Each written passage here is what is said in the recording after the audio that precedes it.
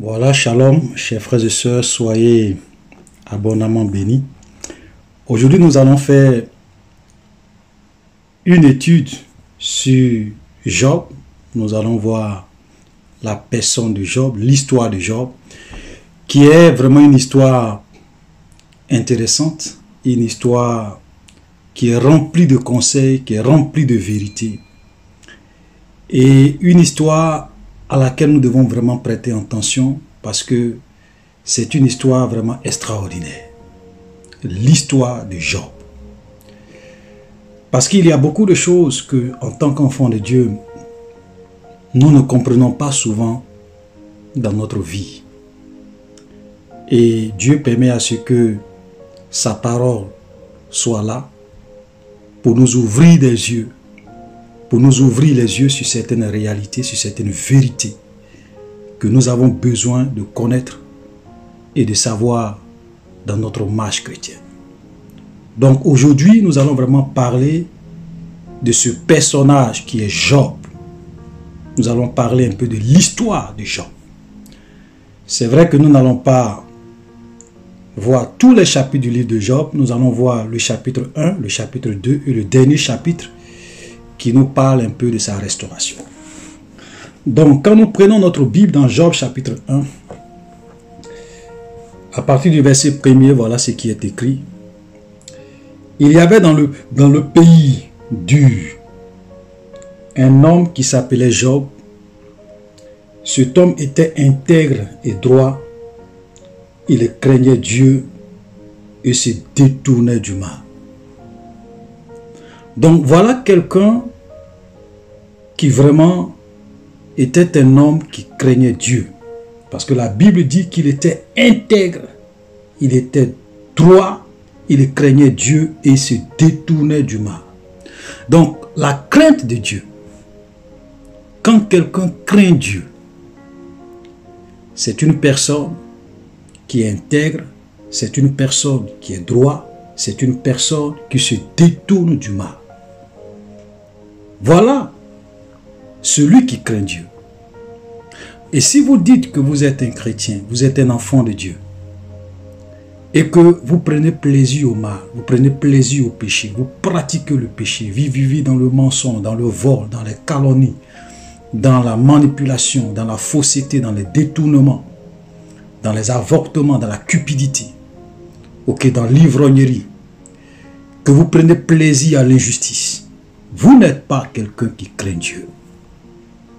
Il lui naquit 7 fils et 3 filles. Il possédait 7000 brebis, 3000 chameaux, 500 paires de bœufs, 500 ânesses et un grand nombre de serviteurs. Cet homme était le plus considérable de tous les fils de l'Orient. Donc, il était le plus considérable de tous les fils de l'Orient. Ça veut dire que Job était l'homme le plus riche. Voilà, de son pays, de sa patrie, il était immensement riche. Et cet homme riche était quelqu'un qui craignait Dieu. C'est la preuve que quelqu'un peut être riche, quelqu'un peut avoir beaucoup d'argent et être quelqu'un qui craint Dieu, et être quelqu'un qui est intègre, et être quelqu'un qui est droit. Malheureusement, aujourd'hui, c'est vraiment difficile de voir des gens, de voir des chrétiens qui sont riches, qui sont prospères, et qui sont intègres, qui sont droits, qui craignent Dieu, et qui se détournent du péché. Souvent, la plupart des gens qui sont riches, et c'est malheureux de le dire, même souvent chrétiens, certains chrétiens, qui sont riches, ce sont des gens qui sont dans les faux coups. Ils sont orgueilleux, ils sont imbus de leur personne, de leur personnalité. Ils n'ont aucun respect pour les pauvres, ils ne se détournent pas du mal. Ce sont des gens qui sont dans la compromission. Mais voilà un homme. Voilà le témoignage d'un homme qui était riche, qui était prospère, mais qui était intègre, qui était droit, qui craignait Dieu.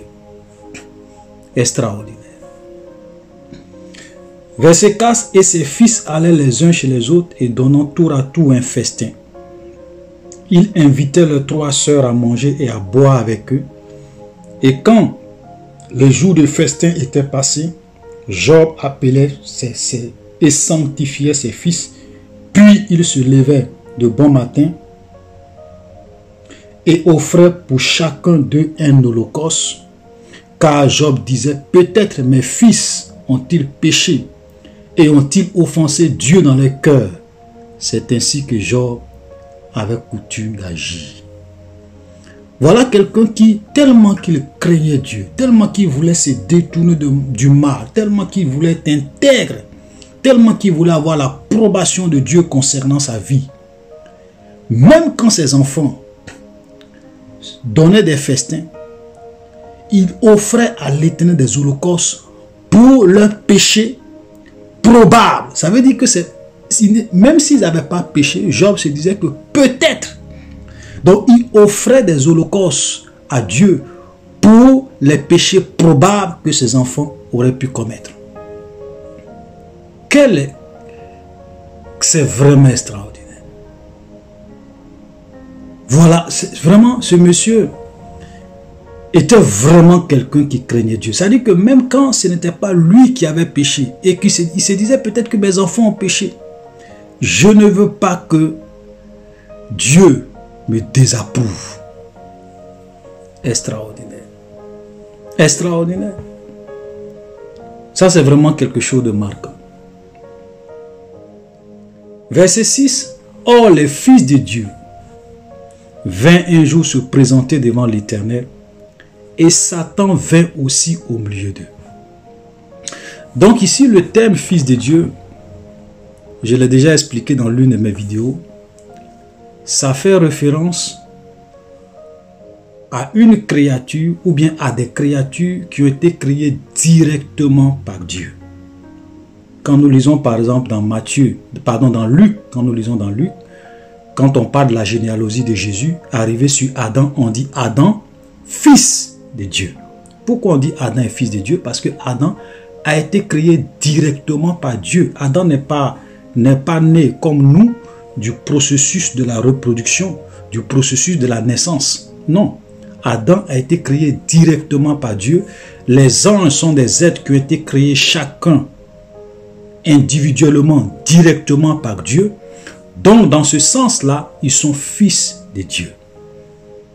Ok? Donc, le terme fils de Dieu ici fait référence à une créature qui a été créée directement et distinctement par Dieu. Donc, les fils de Dieu ici nous parlent des anges. C'est pour cela que le diable aussi, étant un fils de Dieu, lui aussi il était au milieu d'eux. Pourquoi? Parce que Satan est un fils de Dieu.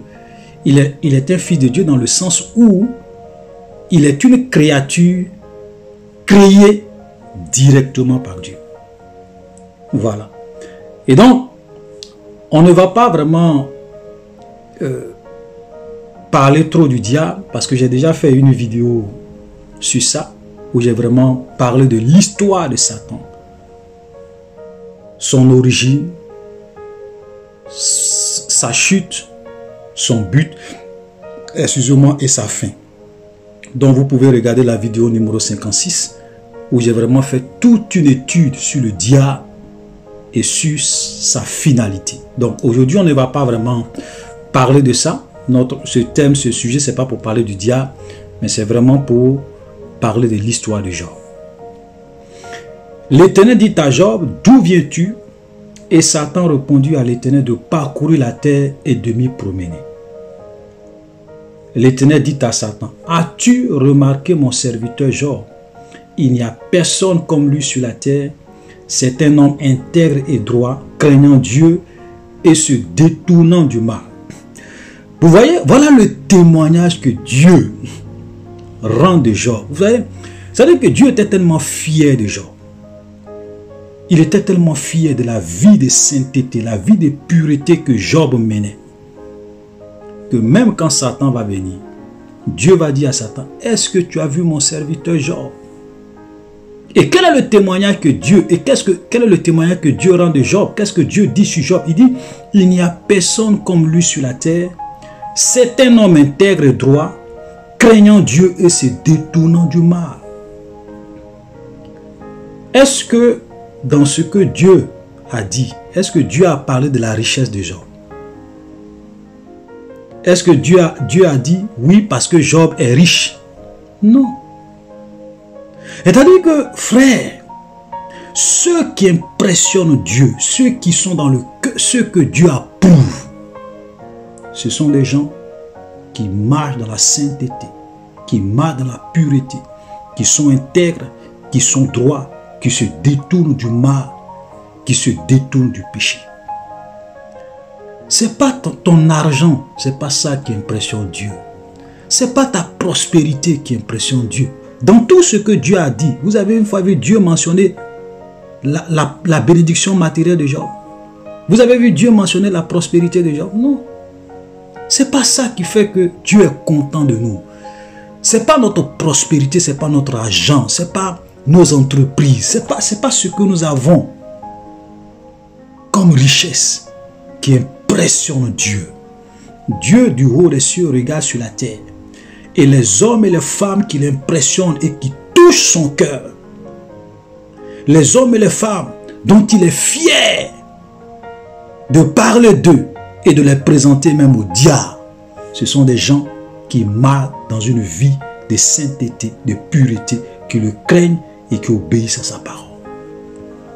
Voilà. Donc il va dire, Dieu va dire à Satan, as-tu vu mon serviteur Job?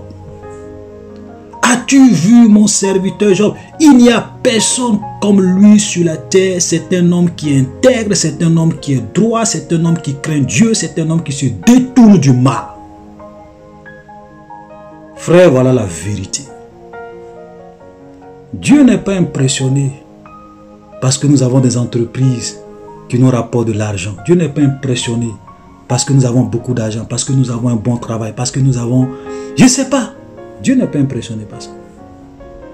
Tu peux être pauvre, mais si tu crains Dieu, Dieu est fier de toi. Comme Job. Voilà la vérité.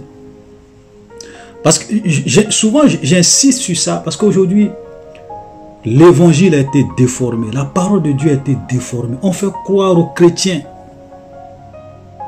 que c'est la prospérité, c'est le mariage, ce sont les bénédictions, c'est la richesse de ce monde. On fait croire aux chrétiens que ce sont les choses de la terre qui ont de l'importance. Nos richesses, nos fortunes, nos réalisations n'impressionnent pas Dieu. C'est pas ça qui impressionne Dieu. Mais c'est notre intégrité, notre sainteté, notre pureté, notre obéissance à sa parole. Voilà ce qui impressionne Dieu. Et Satan répondit à l'Éternel, est-ce d'une manière désintéressée que Job craint Dieu? Ne l'as-tu pas protégé, lui, sa maison et tout ce qui est à lui? Tu as béni l'œuvre de ses mains et ses troupeaux couvrent le pays. Mais étends ta main, touche à tout ce qui lui appartient et je suis sûr qu'il te maudit en face. Voilà le défi que le diable va lancer à Dieu concernant Job. Il dit à Dieu, ce n'est pas d'une manière désintéressée que Job te craint. Ce n'est pas d'une manière désintéressée que Job te suit. Ce n'est pas d'une manière désintéressée que Job est avec toi. Mais tu l'as béni, tu le protèges, lui, sa maison, ses enfants. Et puis tu as multiplié ses richesses. C'est pour cela que Job te suit. Si tu touches à tout ce qui lui appartient, il va t'abandonner, il va te maudire en face. Frère, et ce que le diable a dit, Satan a dit ça parce qu'il connaît l'homme. Il a des années, des milliers d'années d'expérience sur l'homme. Aujourd'hui, il y a des chrétiens qui suivent Dieu par intérêt. Il ne faudrait pas qu'on se voie la face. Il y a des gens qui suivent Dieu pas d'une manière désintéressée. C'est parce qu'ils ont leur intérêt avec Dieu qu'ils le suivent. La preuve en est que quand les difficultés arrivent dans leur vie, quand rien ne va plus dans leur vie, quand le malheur arrive, quand leur mariage ça ne va pas, quand ils perdent le travail, quand les temps difficiles arrivent dans leur vie, beaucoup de chrétiens abandonnent la main de Dieu. quand tout commence à s'écrouler autour d'eux, peut-être des femmes qui étaient des chrétiennes, elles ont perdu leur mari. Quelques années peut-être après leur mariage. Dieu, pourquoi moi? Pourquoi moi? Pourquoi tu as permis ça? Et le découragement envahit leur cœur, elles abandonnent la main de Dieu. Des hommes peut-être qui travaillaient, qui ont perdu leur travail. Dieu, pourquoi moi? Ils abandonnent la main de Dieu. Vous voyez, et donc quand le diable dit à Dieu, est-ce d'une manière désintéressée que Job te sert? C'est parce que le diable sait qu'il y a beaucoup de personnes, beaucoup de gens. Bon, si je veux parler des chrétiens, il y a beaucoup de chrétiens qui suivent Dieu par intérêt. Parce que Dieu les a rendus prospères. Dieu leur a donné le mariage. Dieu leur a donné beaucoup d'argent. Dieu leur a donné des enfants. Dieu leur a donné un foyer. C'est pour cela qu'ils servent Dieu. Mais s'ils n'avaient pas toutes ces choses, ils allaient abandonner la main de Dieu. Ce que le diable est en train de dire ici, ce n'est pas vrai pour tout le monde, mais c'est vrai pour beaucoup de chrétiens. Beaucoup d'enfants de Dieu aujourd'hui servent Dieu par intérêt. Quand tout va bien, ils sont avec Dieu, mais quand tout va mal, ils abandonnent la main de Dieu. Ça, c'est une vérité.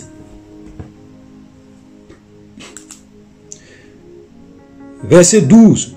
L'Éternel dit à Satan, voici tout ce qui lui appartient, je te le livre. Seulement ne porte pas la main sur lui, et Satan se retira de devant la face de l'Éternel. Mais avant même de continuer avec ce verset, j'aimerais un peu revenir sur la déclaration du diable dans le verset 10. Il dit, ne l'as-tu pas protégé, lui, sa maison et tout ce qui est à lui? Ça veut dire que, qu'est-ce que cela veut dire? Cela veut dire qu'en réalité, Dieu protège ses enfants. Aucun démon, aucun sorcier, aucun mystique ne peut toucher à la vie d'un véritable enfant de Dieu, ne peut toucher à la maison d'un véritable enfant de Dieu, ne peut toucher au bien d'un véritable enfant de Dieu sans la permission de Dieu. Pourquoi le diable était obligé de venir demander la permission à Dieu pour aller attaquer les biens des gens? C'est parce que Satan sait que malgré toute sa puissance, si ce n'est pas la permission de Dieu, lui le diable, il ne peut pas toucher même aux cheveux d'un enfant de Dieu. Voilà la vérité. Il dit, non seulement tu l'as protégé, tu as protégé sa maison et tu as protégé ses biens. Frère, c'est pour cela que Jésus disait que le nombre des cheveux de notre tête sont comptés. Il n'y a pas un qui tombe sans la permission de Dieu. Frère, rien n'arrive à un enfant de Dieu sans que Dieu ne soit au courant, sans que Dieu ne l'ait permis. Rien n'échappe au contrôle de Dieu. Même le diable lui-même en personne ne peut pas détruire un enfant de Dieu. Et vous voyez, même quand Dieu lui donne la permission, Dieu lui dit, ok, je te permets de toucher à tout ce qu'il a, mais ne porte pas atteinte à sa vie. Ça veut dire que Dieu met encore des limites. Tu peux détruire ses biens, tu peux détruire tout ce qu'il y a à lui, tu peux détruire sa famille. Mais sa vie, tu ne peux pas toucher. Sa santé, tu ne peux pas toucher. Et vous comprenez? Cela prouve que Dieu protège ceux qui le craignent. Aujourd'hui, c'est malheureux de voir beaucoup de chrétiens manipulés par les faux prophètes. Non, on doit prier. Le mois de janvier arrive. Le mois de décembre arrive. C'est la période où les sorciers doivent chercher leur poulet. Tu dois pas être le poulet des sorciers. 7 jours de jeûne. Mais vous pensez que si le diable veut vous détruire, si les sorciers veulent vous détruire, c'est en décembre, c'est en janvier, vous entendre. Je vous pose une question. Si le diable veut vous détruire, vous pensez que c'est en décembre, c'est en janvier, il va attendre. Souvent pendant le mois de décembre et de janvier, il y a beaucoup de manipulation dans les églises. Les gens jouent sur la peur des chrétiens. Frère, laisse-moi te dire, quelqu'un qui craint Dieu, même le diable en personne, ne peut pas faire de lui son poulet, ne peut pas faire de lui son mouton. Donc le poulet des sorciers, si tu es un véritable chrétien, ça ne te concerne pas. Le poulet des mystiques, si tu es un véritable enfant de Dieu, ça ne te concerne pas. Voilà. Moi, je ne vais pas attendre en janvier pour aller faire des jours de jeûne, pour dire, Seigneur, laisse-moi détruire les œuvres des sorciers. Chaque jour dans la vie d'un enfant de Dieu est un jour de combat. C'est pour cela que nous devons craindre Dieu du 1er janvier au 31 décembre.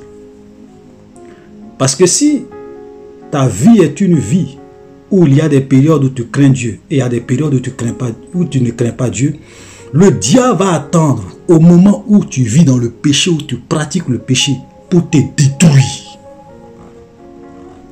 Parce que le diable a un système de surveillance 24 heures sur 24. C'est vrai qu'il n'est pas omniprésent, mais il a un système de surveillance de tous les vrais enfants de Dieu. 24 heures sur 24. Le diable surveille les vrais enfants de Dieu. Donc si tu es un chrétien qui a un pied dedans, qui a un pied dehors, le diable va attendre au bon moment. Peut-être même en mars, en avril, en août, pour te détruire. Moi, je vous dis la vérité, frère. Voilà. Vous voyez des chrétiens chaque année, on va prier pour posséder l'année 2020. On va prier pour posséder l'année 2021. Vous allez voir quand on va arriver dans le mois de janvier. On va un moment de veiller pour posséder l'année 2021. Frère, je le dis et je le répète. Ce n'est pas vos proclamations prophétiques. Ce n'est pas vos proclamations. Je proclame, je déclare sur ma vie. Ce n'est pas ça qui fait peur au diable. Si tu vis dans le péché, le diable va te détruire. Mais quelqu'un qui vit dans la crainte de Dieu, Satan ne peut pas. Voilà le cas de Job. Il oublie d'aller demander la permission à Dieu. C'est un Seigneur, Job te suit par intérêt. Laisse-moi le toucher et tu vas voir qu'il va te mourir. Dieu dit ok, il n'y a pas de problème parce que le verset 12, l'Éternel a dit à Satan, il dit voici, l'Éternel dit à Satan, voici tout ce qui lui appartient, je te le livre. Seulement ne porte pas la main sur sa vie. Et Satan se retira de devant la face de l'Éternel. Et quand nous lisons le verset 13 jusqu'au verset 19, ok, nous voyons le malheur que le diable va orchestrer pour déstabiliser la foi de ce monsieur. Regardez, il dit, un jour que les fils et les filles de Job mangeaient et buvaient du vin dans la maison de leur frère aîné, il arriva auprès de Job un messager qui dit, les bœufs labouraient et les ânesses passaient à côté d'eux. Des Sabéens se sont jetés dessus, les ont enlevés et ont passé les serviteurs au fil de l'épée, en un mot les ont tués. Et je me suis échappé moi seul pour t'en apporter la nouvelle. Il parlait encore lorsqu'un autre vint et dit, le feu de Dieu est descendu du ciel, a embrasé les brebis et les serviteurs et les a consumés. Je me suis échappé moi seul pour t'en apporter la nouvelle. Il parlait encore lorsqu'un autre vint et dit, des Chaldéens formés en 3 bandes se sont jetés sur les chameaux, les ont enlevés et ont passé les serviteurs au fil de l'épée. Je me suis échappé moi seul pour t'en apporter la nouvelle. Il parlait encore lorsqu'un autre vint et dit, tes fils et tes filles mangeaient et buvaient du vin dans la maison de leur frère aîné. Et voici un grand vent est venu de l'autre côté du désert et a frappé contre les 4 coins de la maison et s'est écoulé sur les jeunes gens. Ils sont morts et je me suis échappé moi seul pour t'en apporter la nouvelle. Alors Job se leva, déchira son manteau, se rasa la tête, puis se jeta par terre et il se prosterna. Vous voyez, ça dit que quand on voit ce malheur, c'est vraiment inimaginable, c'est vraiment invraisemblable. Mais pourquoi c'est invraisemblable? C'est parce qu'en réalité, ce n'est pas un malheur naturel. Ça a été orchestré minutieusement par le diable pour vraiment détruire la foi de ce monsieur, la vie de ce monsieur. De telle sorte que quand il va apprendre toutes ces nouvelles en une fraction de seconde, c'est-à-dire qu'en une seule journée, il perd sa richesse, il perd ses bœufs, ses troupeaux, Il perd même tous ses enfants en une fraction d'heure. Et les nouvelles lui viennent comme ça. Tout ça, le diable a planifié pour le démoraliser, pour le déstabiliser. Donc ça a été orchestré. C'est pour cela que c'est vraiment invraisemblable. Voilà, et ça, c'est l'œuvre du diable. Quand Satan veut détruire votre foi, quand Satan veut détruire votre relation avec Dieu, il va attendre au bon moment. Au moment où ça va vous faire le plus mal. Au moment où ça va plus vous déstabiliser. Au moment où même votre foi risque d'être en péril. Il va attendre ce moment-là pour vous frapper. Mais, pour ceux qui craignent Dieu, avec la permission de Dieu. Parce que souvent Dieu permet à ce que les épreuves arrivent. Dieu nous permet souvent de passer par des épreuves, par des tribulations, pour voir notre foi, notre détermination, pour voir ce qui est en nous. Parce que Job, lui, ne savait pas. Job ne savait pas l'échange qu'il y a eu entre Dieu et Satan. Il n'était même pas au courant de tout ça. Il ne savait même pas ce qui se passait dans le spirituel. Ce qui s'est passé dans le spirituel. La rencontre que Dieu avait eue avec Satan. Lui, il ne savait pas tout ça. Donc, il ne faisait que subir. Mais regardez le verset 21. Et au verset 21, non seulement il va se prosterner, mais au verset, et il dit.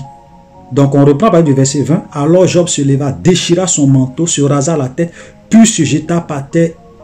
Il se prosterna et dit, je suis sorti nu du sein de ma mère, nu je retournerai dans le sein de la terre. L'Éternel a donné et l'Éternel a ôté. Que le nom de l'Éternel soit béni. Extraordinaire, frère. Extraordinaire. Voilà un homme qui, après avoir perdu tout ça, dit, l'Éternel a donné, l'Éternel a repris, que le nom de l'Éternel soit béni. Et je suis sûr que ça, cette prière, a retenti dans le monde spirituel comme une bombe. Parce qu'il venait de démontrer à Satan que lui, Job, il ne suit pas Dieu par intérêt. Dans le malheur, il est avec Dieu. Dans le bonheur, il est avec Dieu. Dans l'abondance, il est avec Dieu. Dans la pauvreté, il est avec Dieu. Dans la richesse, il est avec Dieu. Dans la misère, il est avec Dieu. Comme Paul pouvait le dire, je sais vivre dans la disette, je sais vivre dans l'abondance. Voilà un homme exceptionnel. Des hommes qui vont nous faire honte quand nous allons arriver au ciel. Il y a des gens que quand on va arriver au ciel, on va les regarder, on va baisser la tête. C'est parce que quand on va regarder la vie qu'ils ont menée pour Dieu, leur foi, leur détermination, leur engagement, par rapport à la vie que nous les chrétiens d'aujourd'hui nous sommes en train de mener, nous allons baisser les têtes, nous allons baisser la tête. C'est la vérité. Parce qu'il y a des chrétiens aujourd'hui qui suivent Dieu par intérêt. Quand tout va bien dans leur vie, ils sont avec Jésus. Quand le bonheur est là, ils sont avec Jésus. Quand le mariage est là, ils sont avec Jésus. Quand l'enfantement est là, ils sont avec Jésus. Quand la richesse est là, ils sont avec Jésus. Mais quand la pauvreté, quand les difficultés, quand la misère, quand la calamité, quand les calamités arrivent, ils disent au revoir à Jésus. J'étais de passage. Ils abandonnent la main de Dieu. Mais voilà quelqu'un. Imaginez ce qu'il a subi. En une journée, tu perds toutes tes richesses. Toi l'homme le plus riche de ta région. Du jour au lendemain, tu deviens pauvre. Du jour au lendemain, tu perds tous tes enfants. Et tu dis, l'Éternel a donné, l'Éternel a repris, que le nom de l'Éternel soit béni. Extraordinaire. Ils ne sont pas nombreux. Ceux qui peuvent parler comme Job dans les temps de difficulté. Ils ne sont pas nombreux. Nous allons continuer. Oh, les fils de Dieu vinrent un jour se présenter. Ça, c'est le chapitre 2, hein, Job chapitre 2, le verset 1. Or, les fils de Dieu vinrent un jour se présenter devant l'Éternel, et Satan vint aussi au milieu d'eux se présenter devant l'Éternel. L'Éternel dit à Satan, d'où viens-tu? Et Satan répondit à l'Éternel de parcourir la terre de m'y promener. L'Éternel dit à Satan, as-tu remarqué mon serviteur Job? Ça dit que Dieu était tellement fier de lui, parce que il a dit, comme Satan a dit à Dieu que Job le sert par intérêt, Dieu voulait démontrer à Satan que Job ne le sert pas par intérêt. Donc quand Satan va venir à cette rencontre encore, il va lui dire, as-tu vu mon serviteur Job? Une manière de dire à Satan, Satan, tu as dit qu'il me servait par intérêt, mais est-ce que tu l'as vu? Malgré qu'il a perdu tous ses enfants, malgré qu'il a perdu toute sa richesse, est-ce que tu as vu Job? Est-ce que Job m'a abandonné? Est-ce que Job est retourné dans le monde? Il n'y a personne comme lui sur la terre. Écoutez très bien ce que Dieu dit. Dieu dit, sur la terre, il n'y a personne. Parce qu'au moment où l'histoire de Job se passait, Dieu dit, sur la terre, sur toute la surface de la terre, il n'y a personne comme Job, qui a la foi de Job, qui a la crainte que Job a de Dieu, qui a la détermination que Job a, qui a l'état de cœur que Job a. Frère, c'est extraordinaire. Qu'est-ce que Dieu peut dire de toi? Est-ce que Dieu peut te regarder du haut des cieux et dire, dans ce quartier, il n'y a personne comme cette fille qui me craint? Est-ce que Dieu peut te regarder du haut des cieux et dire, il n'y a personne comme ce jeune homme dans cette école? Il n'y a personne comme cet homme dans cette entreprise. Il n'y a personne comme ce serviteur de Dieu dans toute la nation. Est-ce que Dieu peut dire cela de nous? Ça, c'est quelque chose que nous devons nous asseoir, rentrer en nous-mêmes et nous repentir. Quel est le témoignage que Dieu a de nous? Qu'est-ce que Dieu pense de notre vie sur la terre? Voilà quelqu'un. Dieu dit, il n'y a personne comme lui sur la terre. C'est un homme intègre et droit, craignant Dieu, se détournant du mal. Et regardez, excusez, il demeure ferme dans son intégrité. Et tu m'excites à le prendre à le perdre sans motif. C'est une manière de parler pour que nous les hommes nous puissions comprendre. Vous comprenez?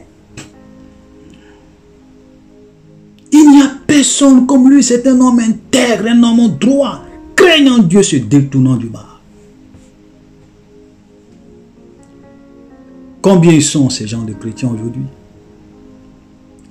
qui peuvent être dans des entreprises où on leur demande de faire des choses qui ne sont pas la gloire de Dieu, qui peuvent être dans des familles où on leur demande de faire des choses où eux-mêmes ils savent que c'est pas, Dieu n'aime pas ça. Ils disent non, moi je ne peux pas faire ça parce que Dieu n'aime pas. Et puis à cause de ça, on les persécute, on les rejette, ils perdent tous leurs avantages. Ils sont combien? Voilà des gens, voilà des hommes et des femmes que Dieu cherche. Des gens qui ne le suivent pas par intérêt. Verset 4. Et Satan répondit à l'Éternel, peau pour peau, tout ce qu'un homme possède, un homme, il le donne pour sa vie. Mais étends ta main, touche à ses os et à sa chair, et je suis sûr qu'il te maudit en face. Donc le diable dit Satan dit à Dieu, peau pour peau. C'est-à-dire que un homme est prêt à supporter la souffrance jusqu'à un certain niveau. Mais quand tu commences à toucher à sa vie, à sa santé, là, il risque de succomber. Donc, il faut toucher à la santé de Job, à ses os, à sa chair, et il va te maudire en face. Voilà ce que Dieu va dire. Et Satan le dit parce que Satan connaît l'homme. Il sait qu'il y a des gens, quand tu commences à toucher à leur peau, à toucher à leurs os, toucher à leur santé, ils peuvent abandonner la main de Dieu. Il y a des gens dans la maladie. Ils ont abandonné Dieu. Pourquoi c'est moi qui suis malade? Pourquoi cette maladie? Pourquoi, Seigneur, tu permets à ce que cette maladie-là m'atteigne? Ils ont abandonné la main de Dieu dans la maladie. Et donc l'Éternel dit à Satan, voici je te le livre, seulement épargne sa vie. Et Satan se retira de devant la face de l'Éternel. Puis il frappa Job d'un ulcère malin, depuis la tête du pied jusqu'au sommet de la tête. Job prit un tesson pour se gratter et s'assit sur la cendre.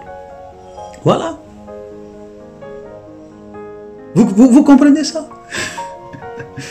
Voilà. Donc là, le diable maintenant va avoir la permission de Dieu pour venir toucher à la santé de Job. Et il va frapper Job d'un ulcère malin. Imaginez quelqu'un qui était riche, qui perd tout. Non seulement son malheur ne s'arrête pas là, il est frappé d'une maladie. Une maladie, lui-même, il ne sait pas d'où ça vient.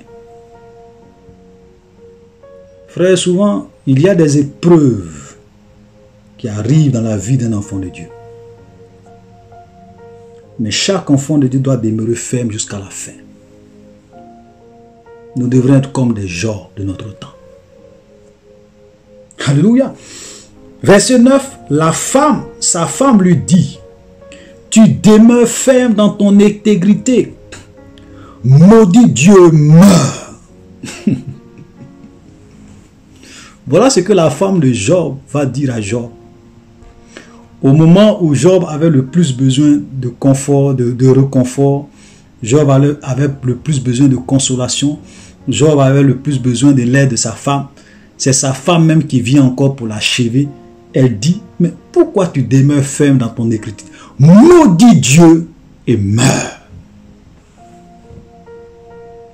Vous savez, quand le diable veut vous abattre, quand le diable veut finir avec votre foi, souvent il va utiliser les hommes sur qui vous comptez, les hommes qui sont censés vous aider, les hommes qui sont censés vous consoler, les hommes qui sont censés, vos proches qui sont censés vraiment ne pas faire comme les autres. Souvent même c'est eux que le diable va passer pour vous décourager, pour vous enfoncer,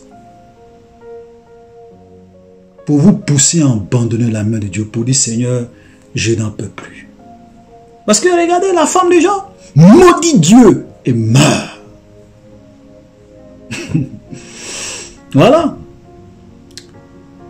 Ça c'est l'œuvre du diable.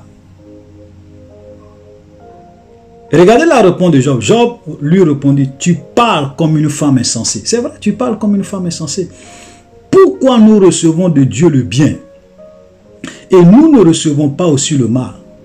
En tout cela, Job, excusez-moi, en tout cela, Job ne pécha point par ses lèvres. Vous comprenez? Malgré tout ça, malgré la maladie, malgré le découragement malgré l'amertume que sa femme causait dans son cœur, la Bible, et il va dire à sa femme, mais pourquoi tu veux seulement qu'on reçoive le bien de Dieu?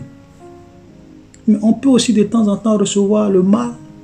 C'est une manière de parler. Pour dire que quand on suit Dieu, c'est pas toujours le bien. C'est pas toujours le confort.